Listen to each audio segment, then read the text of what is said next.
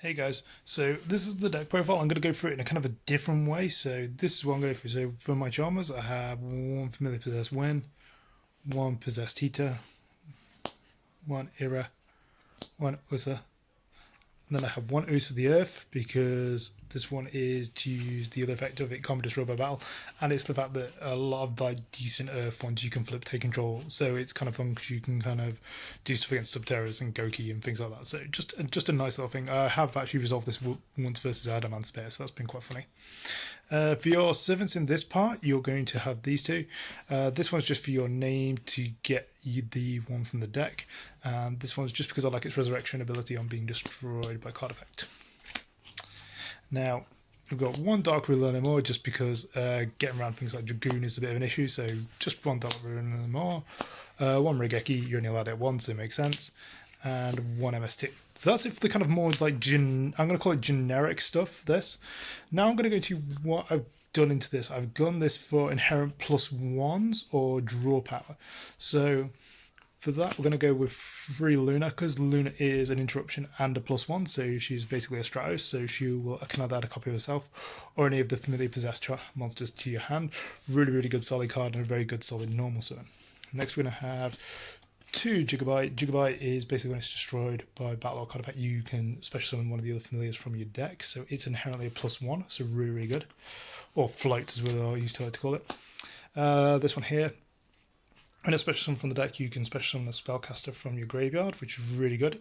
So reduces the cost of summoning it, and also when it's destroyed, you can add a possessed, I believe it's spell or trap or a spiritual art card from your graveyard, from your deck to your hand. So again, it's deck thinning, and I just really like that.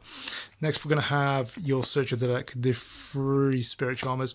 Again, a really, really good solid card. It is runnable to Ash, sadly to say, but you do run other cards to augment that. So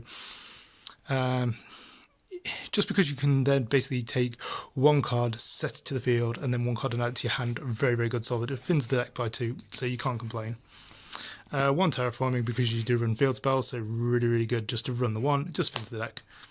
And then 3 Awakening. Some people like 2, I personally prefer 3, just because when you normal summon a spellcaster, it's an instant draw 1, and then obviously that monster gains 300 attack, so if you normal summon any of your really high attack spellcasters which you really want, they're going to be over 2100 anyway, so that's kind of good. So it does the job pretty much. It's a 1-for-1 and you gain attack. I personally think that's a really good trade-off, a 1-for-1, and that is out on every turn, so just great card. 3 Spellbook of Knowledge because you're playing majority spellcasters, so just tributing 1 and drawing 2 is amazing. So again, deck thinning for consistency. And then we run an Unpossessed just because it's a really nice solid card, and I do believe I probably have a second one lurking down here somewhere. So there it is, sorry, I do apologise. Just because when a monster gets destroyed by battle, you can special summon a spellcaster from your deck, just the opposite element. Just really, really good, just helps you out, gets that extra little bit of like consistency. And it's searchable. So, and the last part we're going to go for is like the stun or the interruption engine. So we already have Luna for that. So then we have your free Veiler. You can't complain. She's a spellcaster. You can obviously, she's a tuner. We don't have any access to the extra deck at this point in time, so we're just going to go with these 3. So with that, you can also tribute it with. Bloody hell, I've already done this 5 seconds ago with Knowledge. You can tribute it with Knowledge and draw 2. So yeah, it is possible if you just have too many in your hand. Aruru, she is really, really nice. Plus also she does bounce the hand at the end phase. I think it's your end phase, I believe. It's just really, really good solid card. So just good for the thing. The attack bonus she gets is just dumb, but a good interruption nevertheless. 2 Grand Spiritual Art because you are running Terraforming, so you only need 2. It's really, really good. So you play this. Play a spellcaster. It says negate your opponent's first monster effect once during this card resolves. So you have this, you play any of your Charmer monsters. So you do this, get your Charmer out, then you play, say, get your Spirit Charmers out, and then pretty much you end up with just the Ash, you negate it. So really, really good and solid. So that's what you want. So as you know, it just helps out the deck. Plus also you can swap some of your extra Charmer monsters and switch them for familiars if you want to. There is that possibility to do that. So just another idea for like customizing your hand. Free warning, because negating your opponent's like normal special summons is really, really good. I'm not going to say too much about it. It's solemn warning. It's an amazing card. It was limited at 1 for the longest point in time for a good reason. And then free possess partnership. This one's a bit of an odd one. Some people because we have limited resources, I'm keeping this at free. Just because you can special summon a spellcaster for 1500 defense from your hand or graveyard, which is really good. If you control 2 different elements, you can pop a card on the field, which again, really good. You can banish this card from your graveyard to then target one, possess continuous spell or trap, and then just set it, which is just really good. Again, consistency is what you want. So that's that. That's the entirety of the main deck. I'm not really got too much to say about it. It seems solid enough for the start. So, but we have got a side deck, so that's, you know, as the game goes, that's very, very good. So we've got a side deck, people. So, you know, I'm not going to complain at that. So the side deck, we're running 2 Denko. I'm not too sure why, but it was a good side deck card, and I just thought, well, Denko Seka, if they can do something and beat over stuff, that might work out better for me.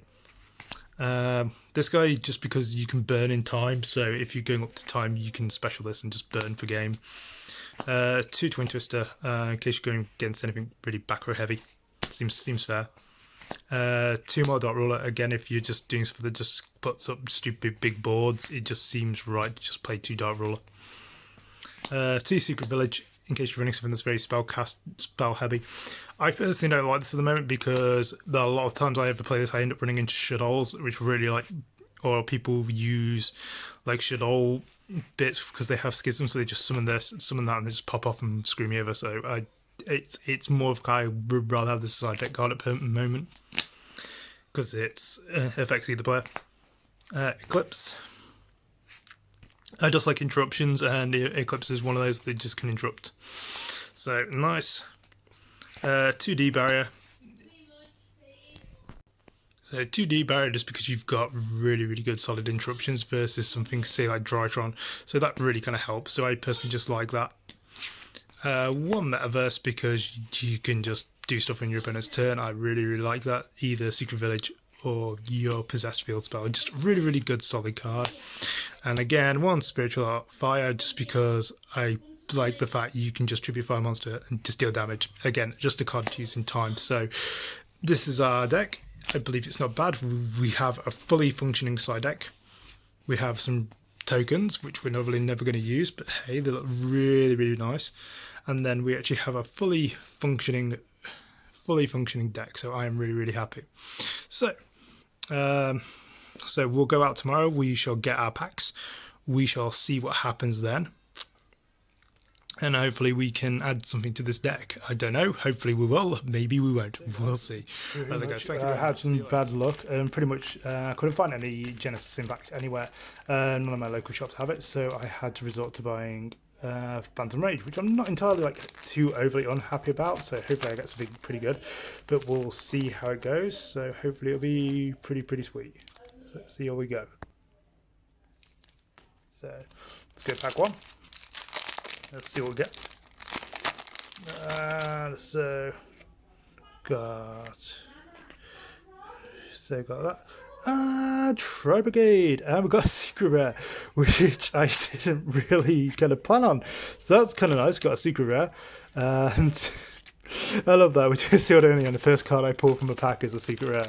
Oh, this is just nothing we can overly use though, but a good secret rare nevertheless. So, got this virtual world. Oh, got an Awakened, so that's pretty sweet. Virtual world super, so that's nice.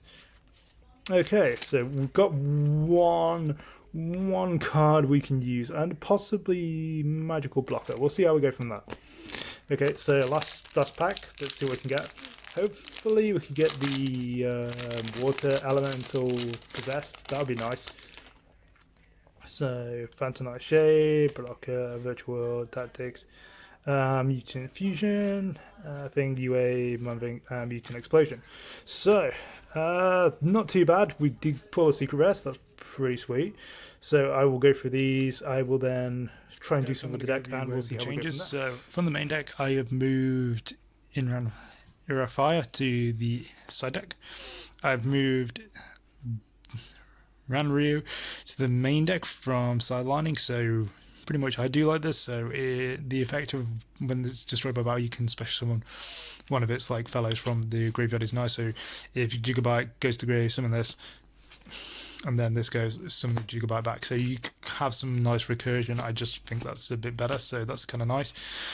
So this has been moved to the side deck now, and then I have given the awakened possessed reround because it's nice. It's targeting removal, so that's really good. So I doesn't really, it might not come up in main games, but I just feel like if there's something I can bounce and it's a targeting removal, but it's generic and it just bounces to the hand, so that's really nice.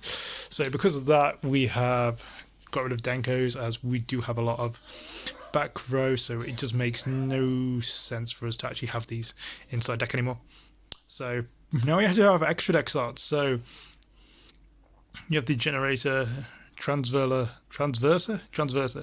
It's just nice. It's basically creature swapping a monster. So obviously it's a rock and it's earth, so you can do things with it. So that's not too bad. So that's fine. It's just two different effect monsters. So it's generic, so we can do stuff with it. The Tribegay Ominous Omen is just really flex to say that we pulled it. So yeah, that's for that. So there's nothing really like notable change wise, but at least we got an extra deck card, and that's really what counts at this point. So considering we spent money, I'm not looking at this too bad. At least I pulled two things which can go in the deck, and there's some notable like stuff for later on, like if we get other things, Magical Broker can possibly come into the deck, I don't know, but it's just nice as an option to have at this point in time. So I will put these in together, and then we'll put these in Dueling But later on, and I will put some games on for the next video, and hopefully you guys like it. I shall see you guys hopefully in the next video.